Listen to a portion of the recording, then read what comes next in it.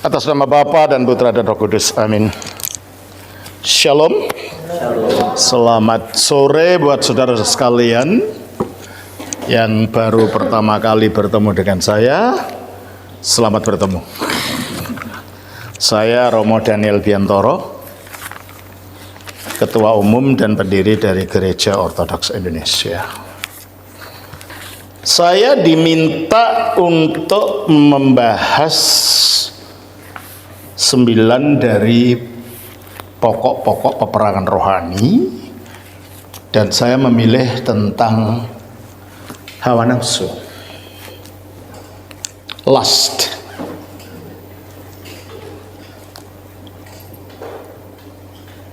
Kenapa itu saya pilih? Karena lust atau hawa nafsu itu merupakan sumber daripada hal-hal negatif di dalam diri kita yang lain. Ya, apa kita memang diciptakan untuk itu? Itu pertanyaannya. Sumbernya dari mana? Kenapa ada hawa nafsu di dalam diri kita? Apakah itu kehendak Allah bagi kita? Untuk itu kita harus mengetahui mengapa kita dicipta dan untuk apa kita dicipta. Kita baca dalam Kejadian pasal 1 ayat yang ke-26. Untuk membahas. Baiklah kita menjadikan manusia menurut gambar dan rupa kita. Terus, baiklah kita menjadikan manusia menurut gambar dan rupa kita. Ayat 27. Maka Allah menciptakan manusia itu menurut gambarnya. Stop. Di atasnya berkata kita, seharusnya di bawahnya harus mereka. Koknya. Marilah kita menciptakan manusia menurut rupa, gambar dan rupa kita. Seharusnya di bawahnya, maka Allah menciptakan manusia menurut gambar mereka. Sebab bentuk ketiga dari kata kita itu mereka, bukannya. Nah, ini apa ini? Ini menunjukkan Tritunggal. Allah itu satunya, tetapi di dalam kesatuannya ini ada kita. Jadi di sini Allah yang Tritunggal itu berbicara pada dirinya sendiri. Bapa berbicara kepada Putra di dalam Roh Kudus. Dan manusia kalau begitu diciptakan menurut gambar dari Tritunggal itu. Dan gambar yang ada dalam Tritunggal itu adalah anak Allah. Anak Allah itu gambar langsung dari Tritunggal itu. Kita baca dalam Kolose 1 ayat yang ke-15.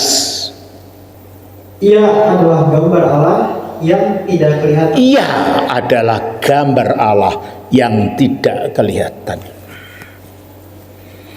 Dan jikalau manusia diciptakan menurut gambar Allah, berarti manusia diciptakan dengan sang gambar aslinya Allah ini sebagai pola kemanusiaannya.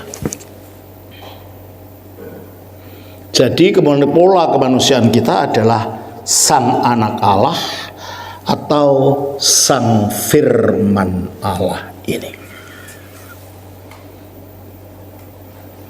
Nah, kata-kata firman Allah itu dikenal oleh Lao Tzu sebagai Tao. Tao itu adalah pemahaman yang diberikan kepada nenek moyang kita zaman dulu karena mereka belum mengenal Kristus, sebagai wahyu umum bahwa dalam alam ini ada sesuatu yang menjadi sumbernya ciptaan, yaitu Tao. Oleh karena itu kalau dalam bahasa Mandarin Yohanes 1 ayat 1 bunyinya, pada mulanya adalah Tao. Tao itu bersama-sama dengan Sang Ti, dan Sang Tilah Tao itu. Berarti kalau begitu manusia diciptakan dengan Tao, dengan sabda sebagai polanya. Oleh karena itu Lao Tzu juga mengatakan tujuan hidup manusia yang sebenarnya adalah kembali kepada Tao dan kembali kepada keadaan seperti balok yang belum ditata. Apa artinya? Balok yang belum kena apa-apa, yang utuh murni pada dirinya. Jadi keadaan manusia itu murni ketika di dalam dirinya belum ada apa-apanya. Belum dicampuri dosa, belum dicampuri hawa nafsu, belum ditatah dengan macam-macam tatahan. Oleh karena itu ketika manusia diciptakan menurut gambar Allah, berarti manusia itu aslinya diciptakan untuk merefleksikan sang gambar itu dalam dirinya. Merefleksikan keberadaan sang gambar yang adalah anak Allah itu setelah turun namanya Yesus Kristus di dalam dirinya. Oleh karena itu semua manusia itu diciptakan dengan Kristus sebagai pola kemanusiaannya. Itulah sebabnya Bapak Suci Justinus Martir pada abad kedua mengatakan, abad kedua atau ketiga, beliau mengatakan semua jiwa manusia itu sebenarnya jiwa Kristen karena diciptakan dengan Kristus sebagai pola jiwanya. Kalau sampai mereka tidak Kristen, mereka beralih meleset dari rel kemanusiaannya. Hanya di dalam Kristus manusia itu menjadi otentik manusia seperti yang dikehendaki Allah ketika dia menciptakannya. Oleh karena itu ketika manusia itu belum jatuh dalam dosa, karena mereka masih dalam keadaan natural sebagai yang diciptakan menurut gambar Allah, di dalam dirinya tidak ada pilihan buruk atau baik. Di dalam dirinya yang muncul hanya baik, hanya kudus, hanya suci. Sebab dia merefleksikan gambar dari Sang Sabda ini. Pilihan antara baik dan buruk itu baru muncul ketika manusia itu memberontak kepada Allah. Tujuan apa sih manusia diciptakan menurut gambar Allah? Gambar dan rupa Allah. Gambar itu refleksi dari wajah. Kalau saya punya foto, mana yang foto saya? Mana yang gambar saya? Foto saya atau wajah saya? Ini ada grup foto, ada wajah. Dari antara dua ini, mana yang gambar, mana yang rupa? Foto lah yang gambar, wajah lah yang rupa. Betul? Dan manusia diciptakan oleh Allah menurut gambarnya, artinya dia merefleksikan sifat-sifat Allah yang ada di dalam sang gambar adalah dalam sang putra itu. Tujuannya apa? Melalui kehidupan ketaatannya, pelan-pelan dia berkembang menjadi rupa, yaitu ikut ambil bagian di dalam kudrat ilahi, menjadi seperti Allah. Itulah yang dikatakan di dalam 2 Petrus pasal 1 ayat 4. Kita baca. Dengan jalan itu ia telah menganugerahkan kepada kita janji-janji yang berharga dan yang sangat besar, supaya olehnya kamu boleh mengambil bagian dalam kodrat ilahi. Supaya kamu boleh mengambil bagian dalam kodrat ilahi. Itu tujuan kita diciptakan. Berarti kalau kita boleh mengambil bagian dalam kodrat ilahi, baik kasih ilahi, hidup ilahi, kemuliaan ilahi, itu seharusnya menjadi bagian kita. Kita tidak diciptakan untuk mati. Sebab Allah yang menjadi pola kita itu tidak mati. Kita tidak diciptakan untuk menderita. Sebab di dalam Allah tidak ada penderitaan. Kita tidak dijawabkan untuk sakit, karena di dalam Allah tidak ada kesakitan. Apalagi tujuan kita terakhir adalah ikut ambil bagian dalam kodrat ilahi. Nah ini kalau begitu dari rupa, dari gambar kepada rupa itu seperti ada kenaikan kelas. Nah, untuk naik kelas ada ujian nggak? Ada. Makanya sebelum naik sampai pada titik menurut rupa Allah, manusia diuji. Kita baca dalam Kejadian 2 ayat 16-17. Lalu Tuhan Allah memberi perintah ini kepada manusia. Semua pohon dalam taman ini boleh kau makan buahnya dengan bebas.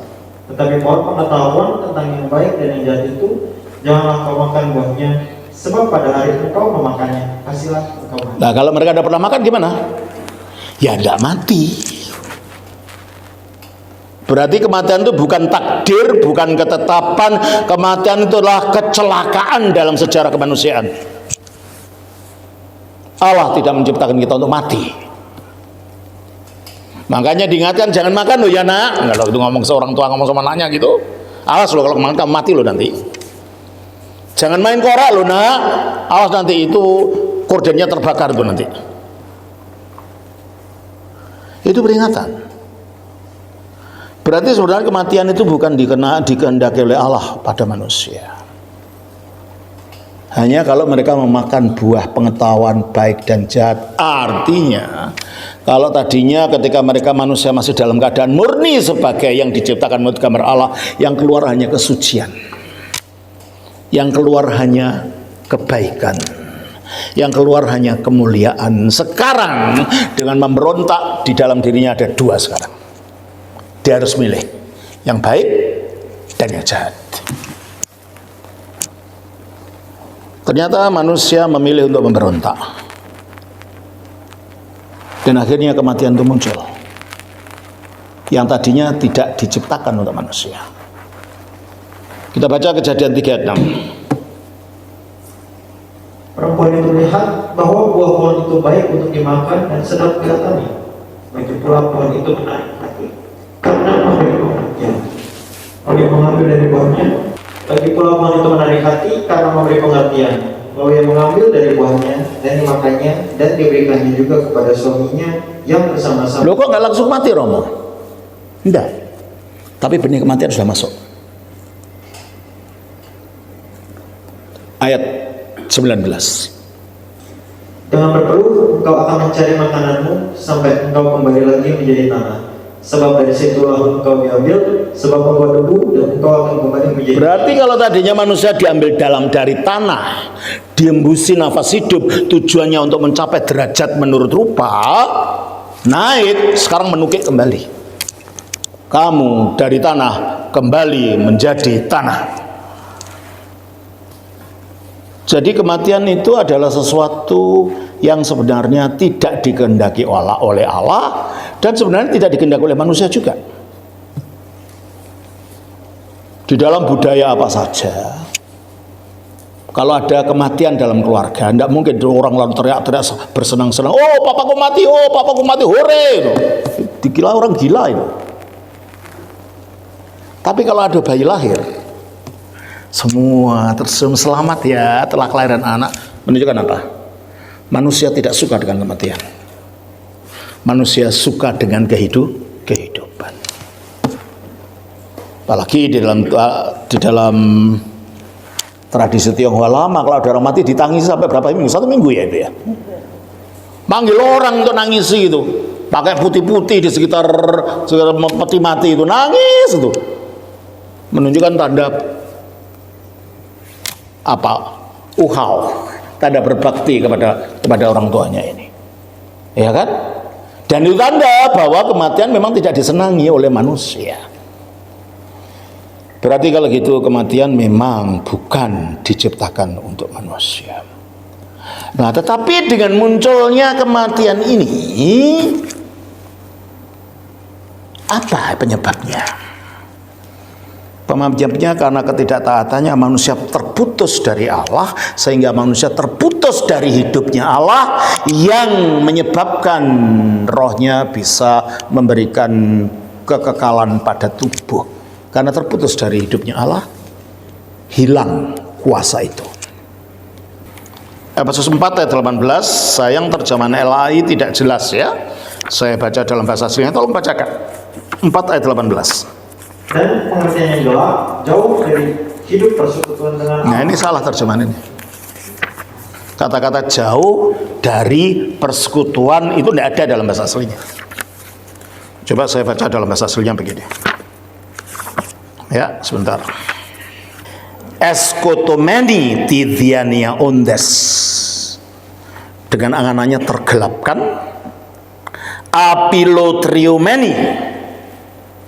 Mereka terasing. Tis zois tuteo. Dari kehidupan Allah. Bahasa aslinya begitu. Manusia ini terasing dari hidupnya Allah, terputus dari hidupnya Allah akibat ketidaktaatan pada awalnya itu. Sehingga energi hidup tidak dapat ada dalam roh manusia. Yang energi hidup ini yang seharusnya mensuplai kehidupan supaya manusia hidup terus, karena energi hidup ini sudah hilang, maka supply itu jadi mengering, menjadikan tubuh itu jadi makin tua, sakit, dan mati. Jadi kematian itu terjadinya dalam roh dulu. Kalau roh itu terputus dari Allah akibat pemberontakan. Sehingga sekarang manusia dalam kehidupannya tidak lagi memiliki energi hidup ilahi, tetapi memiliki energi hidup daging. Sehingga sifat-sifat kedagingan itu yang akhirnya menguasai manusia. Kita baca di dalam Roma pasal yang ke-8 ayat 16, ayat 6 dan 7. Karena keinginan daging adalah maut. Karena sumbernya dari tubuh yang sudah mati, roh yang sudah mati. Maka itu menimbulkan kematian. Keinginan daging adalah maut, tapi keinginan roh adalah hidup dan damai sejahtera. Nah, kalau keinginan roh, kalau roh itu yang hidup dalam kita, rohnya Allah itu hidup dalam kita, maka ada hidup dan sejahtera itu. Terus, sebab keinginan daging adalah perseteruan terhadap Allah. Keinginan daging adalah perseteruan dengan Allah. Mengapa perseteruan? Terus kan? Karena ia tidak takluk kepada hukum Allah. Karena tidak takluk pada hukum Allah. Nah, kalau gitu keinginan daging itu yang gimana sih? Kita baca dalam Galatia 5 ayatnya 19 sampai 21. Perbuatan daging telah nyata. Perbuatan daging telah nyata. Apa itu? Yaitu percabulan, kecemaran, hawa nafsu, penyembahan berhala, sihir, perseteruan, perselisihan, iri hati, amarah, mementingkan diri sendiri, percidraan, roh pemecah, kedengkian, kemabukan, pesta pora, dan sebagainya. Itulah yang akhirnya menguasai manusia. Karena terputus dari hidup ilahi, terputus dari hidup kesucian yang berasal dari hidup ilahi tadi. Inilah akibat kejatuhan manusia.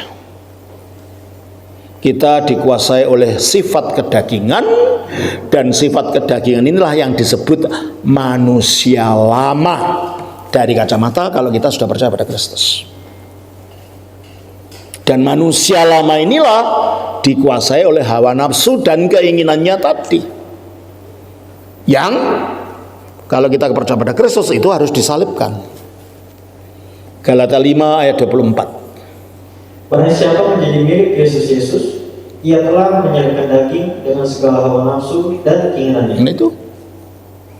Ya telah menyalibkan daging dengan segala hawa nafsu dan keinginannya. Di situ akhirnya terjadi peperangan itu. Karena diri kita ini sekarang dijual kepada dosa. Terjual oleh dosa akibat ketidaktaatan nenek moyang kita yang pertama. Dijual kepada ketidaktaatan akibat pemberontakan nenek moyang kita yang pertama itu. Sehingga kita sekarang semua terjual di dalam dosa. Kita baca dalam Roma pasal yang ke-7 ayatnya 14 sampai 21. Sebab kita tahu bahwa hukum Taurat adalah rohani, tetapi aku bersifat daging, terjual di bawah kuasa. Hukum Taurat itu rohani, jangan berzina, itu rohani enggak? Perintahnya dalam hukum 10 itu. Jangan mencuri, hormati ayah dan ibumu, jangan mengingini, jangan membunuh. Ini semua rohani. Tapi isi dalam kita itu justru sebaliknya gitu loh.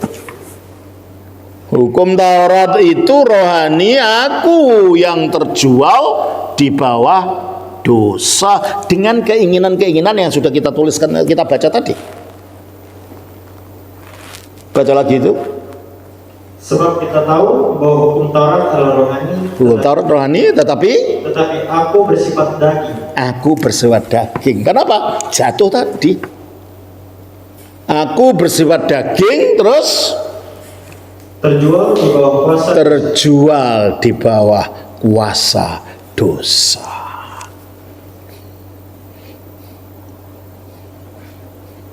Sehingga kalau tidak berbuat dosa nggak enak rasanya gitu loh manusia akhirnya. Kalau orang Banyumas mengatakan orang ngapak orang enak gitu. Tidak enak rasanya kalau tidak berdosa, karena dosa itu menjadi tuan kita sekarang, menguasai kedagingan kita ini. Terus kan? Sebab apa yang aku perbuat, aku tidak tahu. Karena bukan apa yang aku kehendaki yang aku perbuat. Coba suami istri inginnya kan rukun-rukun, nggak pakai bertengkar kan? Kalau bisa damai, saling mencintai, saling mengerti gitu kan? Tapi nyatanya apa begitu? Enggak kan? Sebab apa yang aku perbuat aku tidak tahu. Kenapa aku bergeger sama suamiku itu loh, atau sama istriku, padahal aku maunya enggak gitu. Apa yang menyebabkan? Apa itu? Teruskan, baca lagi itu. Sebab apa yang aku perbuat aku tidak tahu. Karena bukan apa yang aku kehendaki yang aku perbuat. Enggak, bukan apa yang aku kehendaki yang aku perbuat. Aku ingin damai, aku malah bertengkar. Ya kan? Aku ingin damai, ingin rukun, kok malah setiap hari ada saja masalah dalam keluarga. Bukan apa yang aku yang kehendaki yang aku lakukan, tapi muncul sendiri gitu loh. Terus kan? Tetapi apa yang aku benci itulah yang aku benci itulah yang aku lakukan. Terus? Jadi jika aku perbuat apa yang tidak aku kehendaki, aku menyetujui bahwa hukum Taurat itu baik. Nah, kalau aku berbuat aku yang apa yang tidak kehendaki, tiba-tiba saya dengki pada saudara saya, iri karena dia lebih berhasil dari saya. Itu tidak aku hendaki kan sebenarnya. Kalau dia ya biar aja, kalau saudaranya berhasil loh, namanya saudara, kenapa dukung saja? Ternyata ada hati iri gitu loh. Siapa membuat itu iri? Bukan aku yang menghendaki kalau begitu. Sebab itu sebagai saudara itu bukan kehendak aku ingin iri sama saudaraku, gitu kan? Kalau itu siapa yang menghendaki? Baca lagi itu. Jadi jika aku perbuat apa yang tidak aku kehendaki, aku menyetujui bahwa hukum Taurat itu baik. Hukum Taurat baik karena betul Taurat mengatakan jangan iri gitu kan, jangan mencuri gitu kan. Terus? Kalau demikian bukan aku lagi yang memperbuatnya. Kalau demikian bukan aku lagi yang memperbuatnya, tetapi dosa yang ada di dalam aku. Ada energi baru yang muncul sesudah kejatuhan itu, dan energi itu namanya dosa. Dan dosa, energi dosa akibat sifat kedagingan kita itulah yang memunculkan dosa-dosa dan pelanggaran-pelanggaran.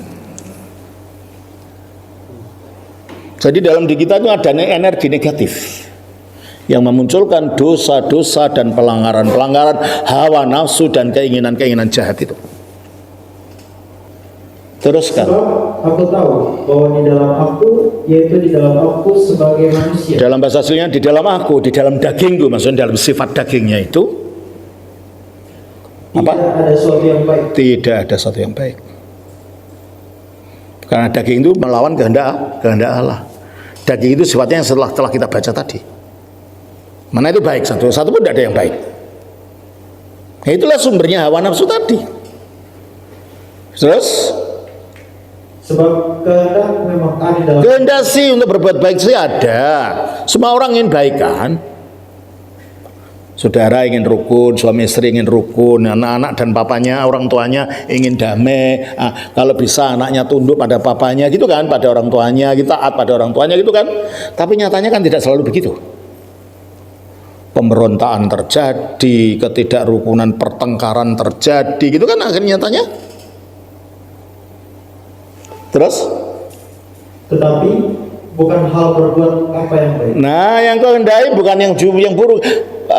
Kehendak memang ada untuk itu, tapi bukan hal dalam berbuat. Kadang-kadang kita inginnya rukun ya, tapi tanpa sadar kita menyakiti hati orang yang kita ajak bicara. Niatnya kan tidak begitu, tapi yang muncul begitu, gitu loh. Kehendak memang ada, tapi bukan dalam hal berbuat baik. Ini apa? Ini adalah hawa nafsu itu yang menguasai kita. Sifat kedagingan itu yang menguasai kita. Akibat kejatuhan awal itu, yang arahnya menuju kepada kematian. Mengapa begitu? Ibrani 2 ayat 15. Dan supaya dengan jalan demikian ia membebaskan mereka yang seumur hidupnya berada dalam penghambaan oleh karena takutnya kepada maut. Mereka yang seumur hidupnya berada dalam penghambaan karena takutnya akan maut. Siapa yang takut maut? Semua orang takut mati. Ya kan? Kita makan enak, yang penuh vitamin supaya tidak sakit. Sebab kalau sakit nanti mati, gitu kan? Kita punya rumah yang nyaman supaya kita sehat terus. Sebab kalau tidak sehat nanti mati. Semuanya arahnya ketakutan kepada kematian. Semua. Kita tidak mau rumah yang angka 4 karena itu bunyinya sama dengan orang mati. Kita takut pada mati. Ya kan? Angka 4 kan juga 4 bunyinya itu. Ya. Kenapa? Kita takut pada kematian. Padahal rohnya itu masih punya nostalgia. Aku dulu pernah menjadi sumber kehidupan bagi tubuh, tapi realitanya aku mau mati. Nah, roh ini tidak terima. Sehingga roh kita ini mencari sumber yang menyimpulkan kehidupan. Apa di dalam tubuh itu sumber yang menyimpulkan kehidupan? Ada 2, perut. Kenapa? Perut itu tempat makan, kalau tempat makan kita hidup. Maka akhirnya perut itu jadikan dewa oleh manusia. Lahap, rakus, dan lain-lain. Dan kalau perut terus dibiarkan, tetangga di bawah perut ikut-ikutan. Karena tetangga di bawah perut itu juga sumber kehidupan. Karena dari situlah munculnya manusia baru, namanya bayi. Betul? Sehingga akhirnya manusia diperbudak oleh 2 hal ini. Kalau sudah perut, makanan, lalu kita mencari sarana untuk mendapatkan makanan itu. Apa itu? Pekerjaan. Kalau sudah pekerjaan, akhirnya kita tidak beda binatang. Saling apa? Saling cakar-cakaran, jatuh-menjatuhkan. Betul begitu? Dan itulah efek daripada takut pada maut. Dan roh ini mencari pegangan supaya aku tetap merasa hidup. Ya pegangannya 2 itu, sumber dalam tubuh yang menyebabkan dirasa penyebab dari kehidupan. Lahirnya anak dan makan tanpa takaran. Makanya perut itu bisa jadi Tuhannya manusia. Filipi 3:18. Karena seperti yang telah kerap kali kukatakan kepadamu dan yang kunyatakan pula sekarang sambil menangis, banyak orang yang hidup sebagai seteru salib Kristus. Seteru salib Kristus artinya tidak mau menyalibkan dirinya, mengalahkan dosanya dengan menyalibkan. Salib dimusuhi. Sok suci kau. Setelah orang lain memberitahu orang lain, malah jangan khotbah sama aku. Padahal dia maksudnya baik loh. Jangan minum-minum lah, jangan gini lah gitu. Nah orang ini seteru salib Kristus, tidak mau menyalibkan. Ketika diingatkan tidak mau. Terus kesudahan mereka ialah kebinasaan. Terus Tuhan mereka ialah perut mereka. Tuhan mereka ialah perut mereka. Puasa tidak mau. Wah, enak makan enak kok puasa. Padahal puasa itu berguna untuk apa? Untuk pengendalian diri. Nah sekarang kan disalahgunakan. Berpuasa kalau mau dapat mobil itu salah. Padahal puasa itu tujuannya adalah untuk pengendalian diri, pengendalian hawa nafsu melawan daging ini tadi loh. Sekarang dalam kekristenan modern kayak perdukunan, jadiin puasa dulu hari ini supaya kalau dapat rumahnya kayak istana gitu. Itu jadi malah duniawi gitu loh. Bukan pada tujuan yang rohani. Maka dua sumber inilah yang menyebabkan hawa nafsu ini. Perut dan tetangga di bawahnya. Dan makanya banyak orang itu jatuhnya sekitar itu. Perut akhirnya apa? Mencari sarana untuk mendapatkan isinya perut, makan. Apa? Uang. Maka korupsi terjadi. Betul? Negara kita ini kelihatannya dikuasai oleh roh korupsi. Tidak malu loh orang-orang kita itu kalau korupsi itu. Udah ditangkap korupsi pakai jubah oranye, cengenges saya apa gitu. Tidak tahu malu. Kalau di Jepang barakiri itu, ya kan?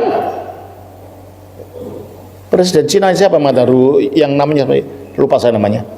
Rongji, siapa namanya itu? Ya, dia mengatakan sediakan 100 peti mati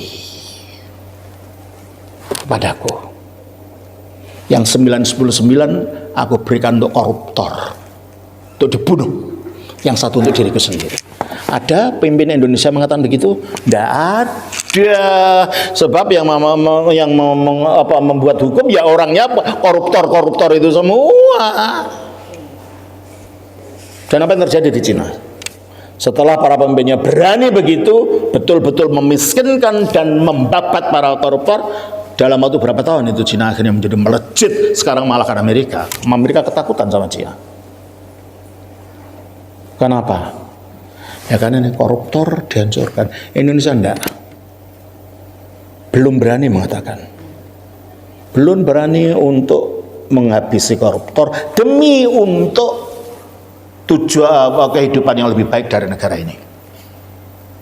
Dilindungi loh koruptor. Ya. Jadi akhirnya korupsi, mencuri, berbohong pada rakyat ini dan macam-macam. Dan sudah rahasia umum kalau pejabat-pejabat pergi kemana-mana disediakanlah wanita. Betul? Akhirnya tetangga di bawah perut juga dipuaskan gitu kan. Karena itu adalah merupakan bentuk daripada hawa nafsu tadi. Dan kalau kita melihat daftar dosa selalu didahului dengan dosa seksual. Coba kita baca di dalam Galatia pasal 5 ayat 19 tadi. Perbuatan daging nyata yaitu percabulan. Percabulan dulu. Markus 7 ayat 21. Sebab dari hati orang timbul segala pikiran jahat, percabulan. Percabulan dulu. 1 Korintus pasal 6 ayat 9. Atau tidak tahukah kamu bahwa orang-orang yang tidak adil tidak akan mendapat bagian dalam kerajaan Allah. Janganlah sesat orang cabul. Cabul. Kenapa? Apakah ini kebetulan oleh firman Allah dituliskan? Daftar dosa dimulai dengan percabulan? Enggak, bukan kebetulan. Karena orang mudah jatuh di dua area ini. Manusia mudah jatuh di dua area. Nggak peduli. Orang yang katanya pemimpin agama, ya kita dengar beberapa kali ini, pemimpin pesantren mencabuli anak-anaknya, nanti pendeta mencabuli anggota gerejanya, nanti lagi ada pedanda di Bali kemarin itu juga mencabuli orang. Apa enggak ngeri? Umat itu jadi ketakutan dengan para pemimpin agama kalau pemimpin agama ini tidak sadar bahwa keinginan daging ini harus dilawan. Nah, gimana yang lawannya? Ingat, tujuan kita adalah untuk menjadi derajat menurut rupa Allah, menjadi seperti Allah. Kita kembali kepada tujuan kita diciptakan, meskipun kita sudah jatuh. Dengan jalan Allah mengutus Kristus, mengutus pola kemanusiaan kita, mengenakan kemanusiaan kita, jadi manusia. Kok gitu? Ya gambarannya ginilah. Kalau kita suka batik Jogja gitu ya, atau batik Lasem lah, batik Solo, dan kita simpan di rumah batik itu nomor 1 gitu. Lama-lama gambarnya kusam enggak kalau bertahun-tahun kita simpan? Ya. Bagaimana si kusam ini dipulihkan kembali? Kalau itu batik cap, ya capnya ditempelkan, kelak diberi warna lagi, jadi segar lagi. Demikianlah. Kalau capnya itu adalah firman Allah, kita diciptakan menurut gambar firman Allah ini, supaya ini dikembalikan. Sang cap itu harus nempel kepada batiknya. Kitalah batiknya. Capnya adalah Yesus. Itulah sebabnya sang cap datang menjadi seperti batiknya. Firman menjadi manusia, mengalahkan kematian, mengalahkan dosa melalui ketaatannya di atas salib, mengalahkan iblis melalui penguburannya, dan mengalahkan kematian melalui kebangkitannya. Sehingga ini memulihkan manusia kembali kepada keadaan semula untuk bisa kembali menuju derajat menurut gambar Allah itu. Kita baca dalam Efesus 4 ayat 23. Sekali lagi saya harus baca bahasa aslinya, karena terjemahan bahasa Indonesianya kurang jelas. Supaya kamu dibaharui di dalam roh dan pikiranmu. Nah, ya. Terus? Dan mengenakan manusia baru yang telah diciptakan menurut kehendak Allah di dalam kebenaran dan kekudusan yang sesungguhnya. Saya baca dalam bahasa aslinya, bunyinya begini. Ananevusteze, supaya kalian diperbarui. Topnemati tunu simon, roh daripada nusmu. Nus itu inti daripada roh manusia yang paling dalam, yang terputus dari hidupnya Allah tadi. Nah sekarang ini mau diperbarui melalui datangnya Yesus. Ya. Ke dan endisaste, mengenakan ton kenon antropon, mengenakan manusia yang baru. Ton kata teon ketistenda, yang diciptakan menurut Allah, maksudnya menurut gambar Allah. Jadi kemanusiaan baru ini memulihkan kita kembali kepada gambar Allah itu. Itulah tujuan Kristen, menjadi Kristen. Maka kalau ada mengatakan jadi Kristen enak, nanti semua jadi kaya. Nah kalau tukang becak itu menjadi Kristen, ya tukang becak. Ya mentang-mentang kita kumpulannya orang-orang kaya, ngomong gitu enak. Ya buktinya ini, buktinya itu. Iya, kalau kita kumpul sesama kita. Bukan itu Injil itu, bukan masalah kita menjadi kaya atau tidak. Kalau menjadi kaya kerja, bukan jadi Kristen gitu loh. Saya pernah bertemu dengan seorang pengusaha waktu saya di Batam. Saya nginep sama hotel-hotel dengan orang itu. Dia ngomong, dia tanya siapa saya jelasin siapa saya. Terus saya tanya, kau pergi gereja mana? Saya bilang gitu. Oh enggak, saya enggak pergi gereja. Kenapa? Oh enggak, orang saya itu pergi itu loh di Pulau Dago situ loh. Di dekat Sumatera itu ada Pulau Dago, katanya ada kelenteng, ada dewanya sakti katanya. Perusahaan saya yang 5 ini semua saya mendapatkan dari berkat dewa di situ. Loh kalau gitu kita mau apa? Mau pamer apa? Yesus dapat memberikan kekayaan, ternyata dewanya dia juga dapat memberi kekayaan.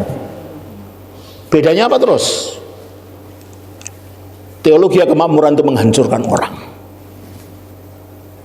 Teologi kemakmuran justru membawa orang menjadi terikat kepada ketamakan dan keserakahan. Bukan menuntun pada kekudusan, bukan menuntun pada kembali kepada mengenakan manusia baru yang diciptakan menurut gambar Allah itu. Nah itulah sebabnya, karena kita harus diciptakan menurut gambar Allah yang entikeosini, di dalam kebenaran, maksudnya tindak kebenaran. Bahasa Yunani ada dua, yang satu aletheia, artinya kebenaran sebagai lawannya dusta, dan dikeosini, kebenaran sebagai lawannya tindakan yang salah. Ya, entikeosini, jadi diciptakan menurut gambar Allah di dalam kebenaran, dan osiotiti tis alitias, di dalam kemurnian kebenaran itu. Jadi kalau kita ingin kembali kepada Allah, hidup kita harus suci. Kesucian harus kita cari, bukan kekayaan. Datang ke gereja diurapi dengan minyak urapan supaya kaya, utangnya hilang. Utang tidak bisa hilang hanya dengan diurapi. Utang bisa hilang kalau dibayar kita dengan kerja. Jangan Yesus dijadikan dewa baru gitu loh. Makanya kalau kita berasal dari agama lama harus dicuci bersih. Soalnya banyak orang nama dewa lamanya diganti dengan nama Yesus, tapi pikirannya masih kayak dewa lama. Kalau dulu namanya Kwan Kong, sekarang namanya Yesus gitu. Tapi sifatnya masih sifatnya Kwan Kong itu gitu loh. Ya seperti kalau engkau yang saya jumpai di Batam waktu itu. Saya jadi kaya karena dewa ini. Nanti kalau saya tawarkan percaya Yesus, ya udah enggak apa-apa, namanya saja ganti Yesus, tapi pikirannya masih pikiran terhadap kongkong. Dan banyak orang begitu loh. Banyak orang jadi Kristen tapi pikirannya masih pikiran lama gitu loh. Saya pernah waktu hari saya pergi ke Jogja, saya naik kereta. Di Cirebon keretanya ternyata macet, enggak jalan. Akhirnya saya nginap di Cirebon itu. Saya cari makan. Di alun-alun Cirebon itu ada 2 kelenteng. Ada kokoh keluar dari itu. Oh katanya, cari nomor ya, jangan di sini ada dewanya. Itu di situ ada dewanya. Oh enggak, aku enggak cari nomor, cari makan. Saya dicegat di depan pintu kelenteng itu. Kok jangan masuk sini, enggak ada dewanya ada di situ tuh. Itu yang sakti katanya. Loh, kalau kita mengabarkan Yesus model kayak gitu, yang lain pun bisa, saudara-saudara. Bukan itu Yesus yang harus kita beritakan. Yesus yang memulihkan kita, membawa kita kepada pengudusan. Sebab tanpa pengudusan kita tidak akan melihat Allah. Jangankan menyatu, melihat saja tidak. Kita baca dalam Ibrani pasal 12 ayat 14. Berusaha hidup damai dengan semua orang dan kejarlah kekudusan. Kejarlah kekudusan. Terus? Sebab tanpa kekudusan tidak seorang pun akan melihat Tuhan. Ngeri kan? Tanpa kekudusan tidak seorang pun akan melihat Allah. Padahal keselamatan itu terdiri dari kita melihat Yesus bagaimana adanya. Sebagaimana dikatakan dalam 1 Yohanes pasal 3 ayat 2. Saudara-saudara yang kekasih, sekarang kita adalah anak-anak Allah, tetapi belum nyata apa keadaan kita. Ya, kita ada keadaan Allah tapi belum nyata keadaan kita. Kalau anaknya kucing, kita tahu rupanya ya kayak kucing. Anaknya anjing ya rupanya kayak anjing. Anaknya manusia ya rupanya kayak manusia. Anaknya Allah rupanya kayak apa? Belum ada yang tahu. Jadi anak Allah itu bukan yang sekedar label ya, tapi perubahan jati diri menjadi seperti Allah tadi. Dan itu kita belum tahu gitu loh. Belum tahu apa keadaan kita kelak. Terus akan tetapi kita tahu bahwa apabila Kristus menyatakan dirinya, kita akan menjadi sama seperti Dia, di mana Kristus sekarang mulia dalam tubuhnya yang mulia duduk di sebelah kanan Allah, dan kita akan menjadi seperti itu. Itulah ikut ambil bagian dalam kudrat ilahi itu. Karena apa katanya? Sebab kita akan melihat Dia dalam keadaannya yang sebenarnya. Contohnya apa? Musa. Kita baca Keluaran pasal yang ke-34 ayat 28-29. Dan Musa di sana bersama-sama dengan Tuhan 40 hari 40 malam lamanya, tidak makan roti dan tidak minum air. Dan yang menuliskan pada waktu itu segala perkataan perjanjian, yakni ke-10 firman Tuhan. Ketika Musa turun dari gunung Sinai, kedua loh hukum Allah ada di tangan Musa ketika ia turun dari gunung itu. Tidaklah dia tahu bahwa kulit mukanya bercahaya oleh karena ia telah berbicara dengan Tuhan. Karena berbicara berhadapan muka dengan muka selama 40 tahun dengan Tuhan, kulitnya jadi bercahaya, ketularan kemuliaan Allah gitu loh. Nah nanti pada waktu Kristus datang, dikatakan dalam 1 Yohanes 3:2, saudara-saudara kekasih, sekarang kita adalah anak-anak Allah, tetapi belum nyata apa keadaan kita kelak. Akan tetapi kita tahu bahwa apabila Kristus menyatakan dirinya, kita akan menjadi sama seperti Dia. Karena sebab kita akan melihat Dia dalam keadaan sebenarnya. Berhadapan-hadapan Dia dalam kemuliaan. Maka kita seperti Musa, ketularan kemuliaan Kristus itu. Kita baca juga di dalam Yohanes pasal yang ke-17 ayat 24. Ya Bapa, aku mau supaya dimanapun aku berada, mereka juga bersama-sama dengan aku, mereka yang telah Engkau berikan kepadaku, agar mereka memandang kemuliaanku secara kekal. Kalau kita memandang kemuliaan Kristus yang mulia itu terus menerus, kita jadi apa saudara? Kita ya jadi mulia seperti Musa.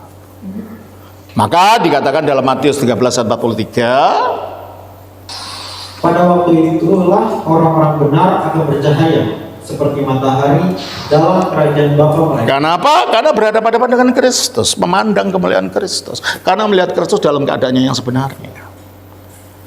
Dan kita tidak akan bisa melihat Allah, melihat Kristus, kalau kita tidak kudus. Itulah sebabnya mengapa orang Kristen harus mengalahkan hawa nafsunya. Karena hawa nafsu itu menyebabkan kita najis. Dan yang najis tidak akan bisa melihat Allah. Apa yang najis itu? Kita baca dalam Markus 7 ayat 21 sampai 23. Sebab dari hati orang timbul segala pikiran jahat, percabulan, pencurian, pembunuhan, perzinahan, keserakahan, kejahatan, kelicikan, hawa nafsu, iri hati, hujat, kesombongan, kebebalan. Semua hal-hal jahat ini timbul dari dalam dan menajiskan orang. Itu kita bukan najis karena makan babi, kita bukan najis karena dicium anjing. Kita najis karena dalam diri kita biarkan hawa nafsu itu merajalela di dalam diri kita. Nah, karena itu yang menyebabkan najisan, supaya menjadi suci itu harus dilawan gitu loh. Jadi Kristen itu bukan hanya sekedar nyanyi-nyanyi pulang begitu lagi hidupnya gitu loh. Jadi Kristen harus berani melawan diri ini. Musuh kita yang terbesar itu bukan orang luar, diri kita sendiri. Kita baca dari 1 Korintus pasal 9 ayat 26. 27 dan sampai 27. Sebab itu aku tidak berlari tanpa tujuan. Nah, jadi Kristen berlari tanpa tujuan. Ya, pokoknya Kristen ngikuti temannya persekutuan ya ikut persekutuan, temannya tepuk tangan ya tepuk tangan, temannya. Lah itu Kristen apaan itu kok? Orang Jawa bilang elon-elonan gitu. Ikut sana, ikut sini. Terus? Sebab itu aku tidak berlari tanpa tujuan, dan aku bukan petinju yang sembarangan saja memukul. Nah itu kan orang kan sembarang, tidak ada apa-apa dipukulin itu. Petinju apa itu? Harus ada tujuannya. Aku jadi Kristen itu tujuannya apa? Kalau menurut Alkitab tujuannya mencapai kesucian. Itu harus itu yang ada dalam pikiran kita gitu loh. Ya, kesucian itu apa? Mengalahkan, menyingkirkan yang najis. Yang najis itu apa? Ya hawa nafsu tadi dengan macam-macam bentuknya gitu loh. Terus? Tetapi aku melatih tubuhku dan menguasainya. Nah, melatih tubuh kalau di gereja ortodoks sejak zaman purba, cara melatih tubuh itu puasa. Setiap hari Rabu dan Jumat kita puasa. Mengapa hari Rabu? Karena itu saat ketika Kristus dikhianati oleh Yudas Iskariot. Kita ikut menderita bersama Kristus. Mengapa hari Jumat? Karena Jumat itu waktu Kristus disalibkan. Kita ikut menderita secara fisik dengan Kristus. Dengan demikian kita makin merendahkan diri. Dan perendahan diri ini dapat mengalahkan hawa nafsu itu. Dengan puasa, dengan doa, dengan pengakuan dosa. Ya, kalau ke dalam gereja ortodoks sama dengan gereja Katolik kita ada sakramen pengakuan dosa. Seringlah datang ke sana, meminta kepada Romo untuk mendoakan sebab pembersihan diri ini. Jadi pengakuan dosa itu bukan kok Romo dapat mengampuni dosa, enggak, bukan Romo dapat mengampuni dosa. Romo itu diberi kuasa oleh Roh Kudus untuk menyampaikan karya pengampunan yang diberikan oleh Yesus. Coba kita lihat di dalam Pasal 20. Oh iya, pasal 20, 21, 22. Maka kata Yesus sekali lagi, damai sejahtera bagi kamu, sama seperti Bapa mengutus aku, demikian juga sekarang aku mengutus kamu. Dan sesudah berkata demikian, ia mengembusi mereka dan berkata, terimalah Roh Kudus. Jadi para rasul diberi kuasa Roh Kudus untuk dapat menyalurkan kuasa pengampunan Yesus. Maka apa dikatakan? Jikalau kamu mengampuni dosa orang, dosanya diampuni. Jadi jangan ngejek kok manusia bisa mengampuni. Bukan manusianya yang mengampuni, Roh Kudus yang bekerja melalui gerejanya di dalam diri para pelayan gereja ini. Itulah asal mula dari sakramen pengakuan dosa itu. Nah, banyak orang tidak ngerti apa-apa, ngejek. Kok ngaku dosa sama orang? Enggak, kita bukan ngaku dosa sama orang, sama Tuhan. Tetapi Tuhan menyalurkan melalui rohnya kuasa pengampunan itu melalui doa dari pelanjut para rasul, yaitu para romo. Pengakuan dosa itu penting karena di situ kita membersihkan kenajisan di dalam diri kita. Puasa itu penting karena di situ kita menaklukkan hawa nafsu kita. Maka dikatakan selanjutnya ayat tadi dari 1 Korintus 9:27 itu, tetapi aku melatih tubuhku dan menguasai. Aku melatih tubuhku. Jadi bukan hanya otaknya saja, hanya mendengar khotbah terus bisa mengalahkan hawa nafsunya. Enggak, tubuhnya dilatih. Ya, makanya dengan puasa. Kalau kami dalam sembahyang kadang-kadang kita bersujud memohon perendahan kepada Tuhan. Itu kan niru Islam. Enggak, Yesus pun bersujud kan, berdoa. Melatih tubuh, mengatakan tidak pada keinginan hawa nafsu. Bisa kok kalau kita mau. Loh, saya ini sudah tidak menikah kan selama hidup saya, ya tidak ada apa-apa itu karena saya mau. Saya tidak menikah selama hidup saya, sejak saya ditakdirkan sampai sekarang ya tidak menikah. Tapi ya tidak apa-apa, tidak bingung. Karena apa? Ada kekuatan baru. Melalui apa? Kita rela untuk mengendalikan hawa nafsu karena kita ingin supaya kita dapat melihat Tuhan, supaya bukan kenajisan yang menguasai diri kita. Ya, dan saya mengalami kok saudara. Nggak sulit Romo. Ya waktu muda sulit, tetapi Tuhan memberikan pertolongan. Ya sekarang makin tua ya. sudah agak lebih mudah gitu loh. Daripada dulu waktu muda itu sulitnya. Kadang-kadang sampai nangis-nangis saya. Kita baca 1 Timotius 4 ayat 7. Tetapi jauhilah takhayul dan dongeng nenek-nenek tua. Latihlah dirimu beribadah. Nah, dari kata-kata, kalau bahasa aslinya bunyinya begini, lebih jelas. Tus the vevilus ke graudes mythos para itu.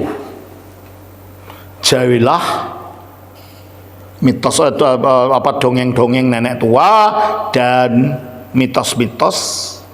Gimnase. Dari situlah kita mendapatkan kata-kata gimnasium. Apa itu? Latihan olahraga, tempat latihan olahraga. Latihlah seperti orang melatih olahraga.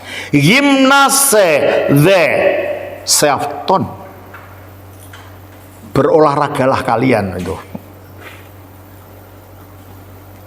Pros efsebian bagi kesalehan.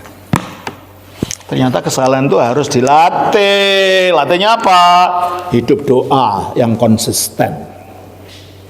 Pengakuan dosa, menyesali dosa-dosa, melakukan perlawanan terhadap kehendak yang menuntun kita kepada kenajisan tadi, melawan keinginan-keinginan daging yang menyerang dalam pikiran kita, mengatakan tidak pada kehendak itu melalui puasa, kalau kami melalui sujud dalam berdoa kepada Allah, dan terutama sekali sakramen pengakuan, sakramen perjamuan kudus. Mengapa? Mengapa sakramen itu penting? Itu bukan sekedar upacara loh itu. Itu ada kuasa di situ. Kita baca di dalam Yohanes pasal 6 ayat 56. Barang siapa makan dagingku dan minum darahku, ia tinggal di dalam aku dan aku di dalam. Ini penyebabnya. Kalau kita makan daging Kristus, yaitu daging sakramental dalam perjamuan kudus, minum darah Kristus yang berwujud anggur sakramental kita minum, kita berada dalam Kristus, Kristus dalam kita. Nah, kalau Kristus hidup dalam kita, apa tidak memberikan kekuatan pada kita? Makanya ketika perjamuan kudus di dalam banyak gereja modern didegradasi menjadi hanya sekedar lambang, dan ketika perjamuan kudus bukan menjadi pusat, maka orang Kristen kehilangan senjata yang ampuh yang luar biasa di dalam melawan hawa nafsu ini. Padahal kita tidak mengajar begitu, gitu kan? Nah inilah, jadi hawa nafsu ini harus dilawan secara konkret melalui tindakan-tindakan yang konkret, supaya tujuannya adalah untuk mencapai kekudusan tadi, sebab tanpa kekudusan orang tidak dapat melihat Allah. Berarti tujuan hidup Kristen adalah untuk mencapai kekudusan itu. 1 Petrus 1 ayat 15-16, tolong bacakan. Tetapi hendaklah kamu menjadi kudus di dalam. Hendaklah kamu menjadi kudus di dalam seluruh hidupmu, dalam bicaramu, dalam tingkah lakumu, dalam bisnismu, dalam apa yang kamu dengar, dalam hidup keluargamu. Hendaklah menjadi kudus. Apa? Di dalam seluruh hidupmu. Terus? Sama seperti Dia yang kudus. Tidak sama seperti Dia yang kudus. Standarnya Allah, bukan orang. Kalau orang kita jadi kecewa. Ya, karena orang juga bisa jatuh gitu loh. Ya kan? Dan kalau kita mengharap menjadi seperti Kristus dalam kemuliaan, seperti dikatakan di dalam 1 Yohanes 3:2 tadi, maka syaratnya ayat 3 aja. 1 Yohanes 3:3. Setiap orang yang menaruh pengharapan itu. Nah, setiap orang yang menaruh pengharapan itu untuk menjadi seperti Kristus, maka menyucikan diri. Maka dia menyucikan diri sama seperti Dia yang adalah suci.